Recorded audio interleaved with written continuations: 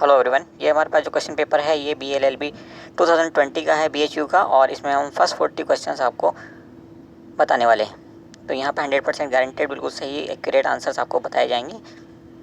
और अगर आपके पास किसी के पास भी क्वेश्चन पेपर है तो प्लीज़ वो हमारे साथ शेयर करें। हम अपना फ़ोन नंबर, व्हाट्सअप नंबर आपके साथ शेयर करने वाले हैं। ठीक है, आप नोट कर सकते हैं। नंबर है 9810356346, ताकि बाकी बचे हुए सवालों का, प्रश्नों का उत्तर हम आपको फटाफट बता सकें। देखिए, पहला सवाल कहता है the time at Cairo is 2 hours ahead of Greenwich. Greenwich से 2 घंटे आगे है Cairo. Hence Cairo is located, तो कायरो की पोजीशन क्या होगी, किस लोकेशन में है वो। तो देखिए यहाँ पे क्या करते हैं, हम ये मानते हैं कि अगर ये ग्रीनविच लाइन है तो इसके इस तरफ अगर हम जाएंगे तो हर 4 मिनट में हम 1 डिग्री चल देंगे। ठीक है, तो कितने टाइम आगे है वो आगे है 2 घंटे। 2 घंटे का मतलब हो गया 120 मिनट्स, और 1 मिनट में हम चलते हैं, 4 मिनट में चलते हैं 1 डिग्री। इसका मतलब हो गया कि हम 30 डिग्री आगे आ चुके हैं। तो कौन सा आंसर बनेगा? पहला आंसर बनेगा। नेक्स्ट क्वेश्चन देखिए, the following desert is rich in gold reserve. इनमें से कौन सा डेजर्ट मतलब रेगिस्तान गोल्ड सोने में रिच है, सोने से रिच है मतलब भरा हुआ है। तो ये है अटाकामा का मरुस्थल, और अटाकामा कहाँ पे है? ये है आपका चिली में, साउथ अमेरिका में। थर्ड देखिए, विच of the following is the wettest place in India. इनमें से कौन सा सबसे ज़्यादा बारिश वाला, सबसे ज़्यादा भीगा हुआ स्थान है? तो ये है मासन राम। ऑप्शन ए करेक्ट है, और ये मासन राम है कहाँ पे, ये आप हमें कमेंट करके फटाफट बताइए। Next is question number 4। Koderma in Jharkhand is a leading producer of. Koderma में क्या है, क्या मिलता है, किस चीज़ का ये लीडिंग प्रोड्यूसर है? तो कोडरमा जो है वो माइका का लीडिंग प्रोड्यूसर है। ऑप्शन पहला सही है। दूसरा देखिए, El Nino effect is associated with, किस धारा के साथ एसोसिएटेड है? तो हाम्बोल्ट धारा जो कि ठंडे पानी की धारा है, उसके साथ एक इफेक्ट है अल नीनो, जिसकी बदौलत वहाँ पे जो है समंदर का पानी गर्म हो जाता है और वो दूर तक पूरे प्रशांत महासागर में अपना असर छोड़ता है। फलस्वरूप बहुत दूर तक मौसम बदल जाता है। ठीक है, तो अल नीनो इफेक्ट जो है वो गर्मी लाने के लिए माना जाता है, तापमान के बढ़ोतरी के लिए। ऑप्शन 4 आपका सही है। Now question number 6। Who was defeated by Sher Shah Suri in battle of Chausa. The battle of Chausa जो कि 1539 में हुई थी, उसमें शेरशाह सूरी ने हुमायूं को हराया था। तो ऑप्शन 4 आपका सही है। इसके फ़ौरन बाद कन्नौज में एक लड़ाई हुई थी 1540 में, जिसमें हुमायूं को फिर से हरा करके भगा दिया था शेरशाह सूरी ने। 7वां क्वेश्चन देखिए, Tripitakas are the sacred text of. कौन से धर्म से रिलेटेड हैं ये? तो ये हैं बुद्धिज्म से रिलेटेड 3 पिटका। कौन कौन सी होती हैं? विनय पिटका, आदि धम्म पिटका और Sutta Pitaka. Next is question number 8। 8 number सवाल कहता है which newspaper was edited by Bal Gangadhar तिलक। तो इनमें से मराठा यहाँ पे आपका आंसर है। हालांकि मराठा के अलावा केसरी एक और न्यूज़पेपर था जिसके एडिटर बाल गंगाधर तिलक थे। और मराठा की लैंग्वेज क्या थी? मराठा की लैंग्वेज थी इंग्लिश, और केसरी की लैंग्वेज क्या थी? मराठी। ये दोनों एक दूसरे के उल्टे हैं और इन पर अक्सर कन्फ्यूज़न होता है। 9th नंबर देखिए, मेगास्थनीज वॉज एम्बेसडर ऑफ। किसका एम्बेसडर था ये? तो ये सेल्यूकस का एम्बेसडर था, जो कि 4वीं शताब्दी ईसा पूर्व में भारत आया था। तो पहला ऑप्शन आपका सही है। और इनकी एक बहुत ही फेमस पुस्तक है, पुस्तक का नाम है इंडिका, जिस पर अक्सर सवाल पूछा जाता है। 10 नंबर देखिए, विच dynasty issued bilingual and by script coins in India for the first time. इनमें से कौन सी डायनेस्टी ने सबसे पहले बाइलिंगुअल मतलब द्विभाषी और स्क्रिप्ट को क्या कहेंगे, हिंदी में भी याद नहीं आ रहा। बहरहाल इंडो ग्रीक थी ये, इंडो ग्रीक डायनेस्टीज थी जो कि इसके लिए फेमस है, बाइलिंगुअल और बाई स्क्रिप्ट कॉइन्स के लिए। Next question number 11।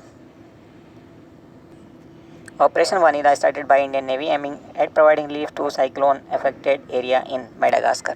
हिंद महासागर में एक द्वीप है जिसका नाम है मेडागास्कर, उसमें रिलीफ पहुंचाने के लिए इंडियन नेवी ने यह ऑपरेशन शुरू किया था।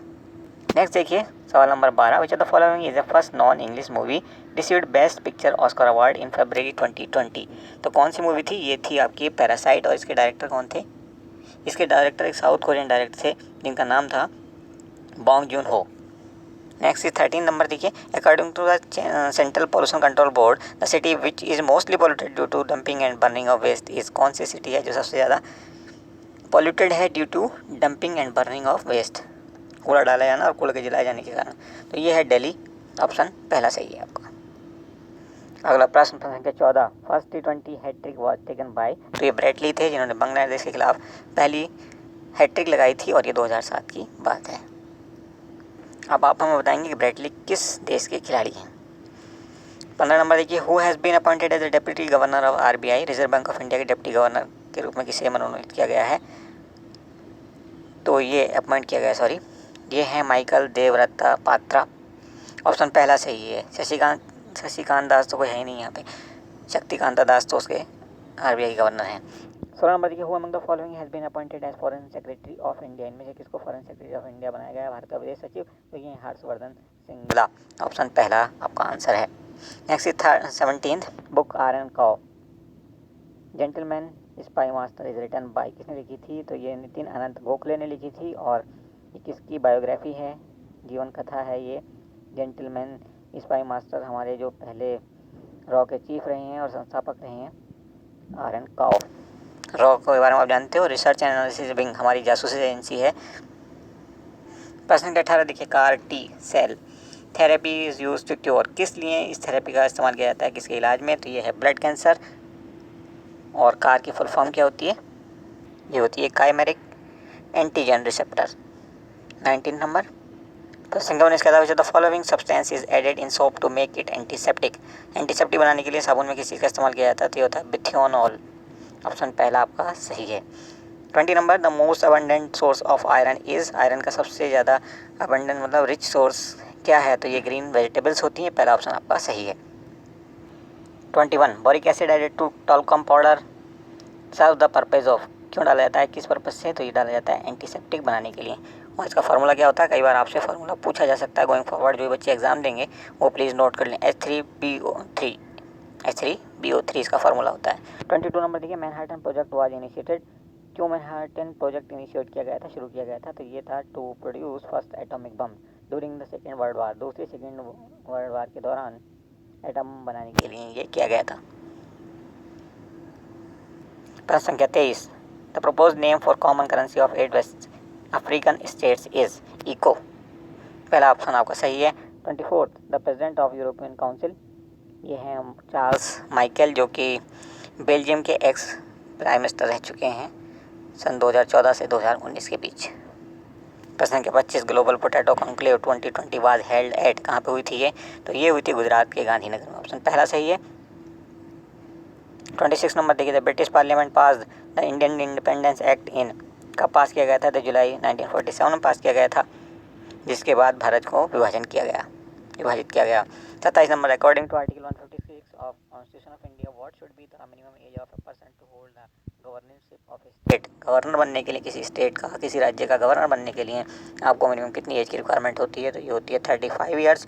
चाहे आप गवर्नर बनना चाहें, चाहे आप प्रेसिडेंट ऑफ इंडिया का इलेक्शन लड़ना चाहें, या वाइस प्रेसिडेंट ऑफ इंडिया बनना चाहें, तीनों के लिए यही एज होती है। अगर आप प्राइम मिनिस्टर बनना चाहते हैं तो 25 साल में भी बन सकते हैं, लेकिन राज्यसभा के सदस्य बनने के लिए या विधान परिषद का सदस्य बनने के लिए आपको 30 साल की आयु की ज़रूरत होती है, जबकि लोकसभा या विधानसभा के इलेक्शन लड़ने के लिए 25 साल की उम्र होनी चाहिए।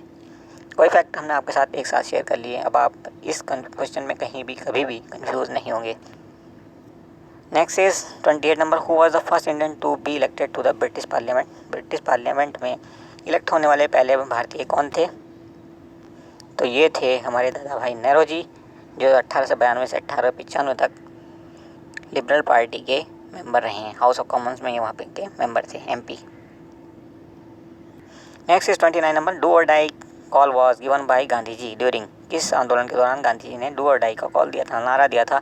तो ये था क्विट इंडिया मूवमेंट, जो 1942 में शुरू हुआ था, 1942 में। और कहाँ से शुरू हुआ था ये बॉम्बे से शुरू हुआ था, अगस्त क्रांति मैदान से। अगस्त क्रांति मैदान का दूसरा नाम क्या है? कमेंट बॉक्स में आप कमेंट करके हमें बताएंगे। 8 अगस्त को शुरू हुआ था 1942 में। तो पहला ऑप्शन आपका आंसर बनेगा। नेक्स्ट देखिए बच्चे, the following is regarded as the father of Indian nationalism. Indian nationalism की बात हो रही है, कंफ्यूज होने की ज़रूरत नहीं है। तो ये थे सुरेंद्र नाथ बनर्जी। ऑप्शन थर्ड आपका सही है। अगर हमसे पूछा जाता father of unrest in India, तो ये थे बाल गंगाधर तिलक, भारतीय शांति के जनक। Indian unrest, father of Indian unrest भी कहा जाता है बाल गंगाधर तिलक को। Next is currency war refers to. Currency war से क्या तात्पर्य है? तो ये होता है डिवैल्यूएशन ऑफ रेस्पेक्टिव करेंसी। अगर कुछ कंट्रीज मिल करके जानबूझ करके डिवैल्यूएट करती हैं अपनी करेंसी को, अपनी इकोनॉमी को बूस्ट करने के लिए, तब ये जो सिचुएशन कहलाती है, ये करेंसी वॉर कहलाती है। तो ऑप्शन पहला सही है। प्रश्न के 32 देखिए, the rank of India in global democracy index 2019 is. कौन सी रैंक है? तो इंडिया की रैंक है 51वीं। हालांकि इंडिया काफ़ी नीचे आ चुका है। कितना नीचे आ चुका है आप कमेंट बॉक्स में कमेंट करके बताएंगे, क्योंकि आगे आपसे पूछा जा सकता है। इसके अलावा पाकिस्तान की रैंक क्या है, इसमें ये भी आप कमेंट करके बताइए हमें।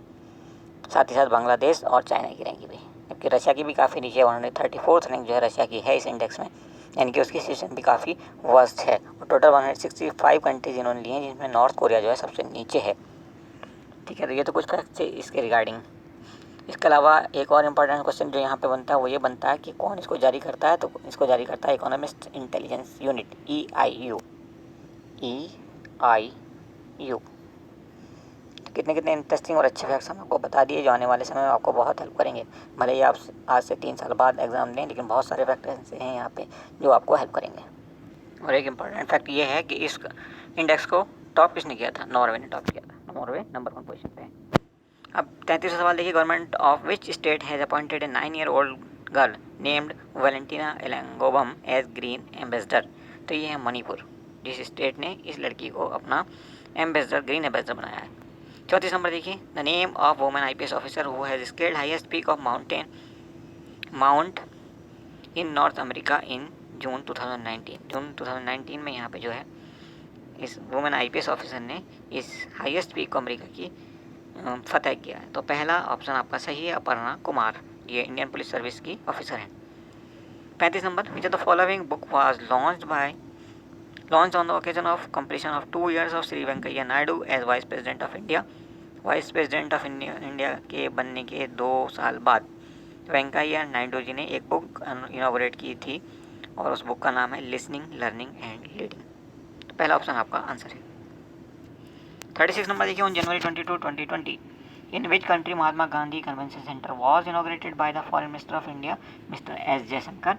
तो ये था नाइजर एक कंट्री है, वहाँ पे नाइजीरिया भी एक कंट्री है।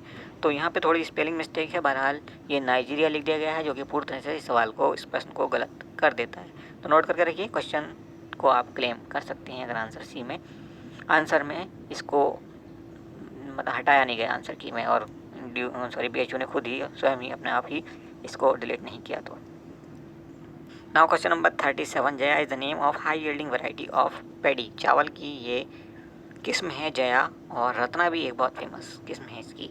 सेलुलोज 38 नंबर देखिए, सेलुलोज क्या है? तो एक तरह का पॉलीसेकेराइड होता है, और सेलुलोज को आप इस तरह से जानिए कि हर एक प्लांट सेल जो है उसकी सेल वॉल में सेलुलोज होता है। 39, the first human statue worship in India was, human statue जिसकी पूजा की गई थी वो कौन सा था? तो ये था पहला बुद्धा। और आप 40 नंबर सवाल, लेकिन उससे पहले एक रिमाइंडर कि वीडियो को लाइक करना मत भूलना, शेयर करना मत भूलना, इससे हम मोटिवेट होते हैं ताकि हम अपना बेस्ट आपको दे सकें। अभी भी हम अपना बेस्ट नहीं दे रहे हैं, अभी बहुत कुछ देना बाकी है, 1 थिंग। और दूसरा ये कि अपना क्वेश्चन पेपर हमें भेजना मत भूलना, ताकि बाकी क्वेश्चंस को भी हम आपको बता सकें फटाफट और अच्छे से एक्सप्लेन कर सकें। तो 40 नंबर सवाल देखिए, फिर से आते हैं इस पर लौट करके। The main leader of Swaraj party were, Swaraj party जो है 1922 में बनी थी, और इसमें मोतीलाल नेहरू थे, CR दास थे, और कौन था उसका नाम आप कमेंट में बताइए। Thank you for watching once more.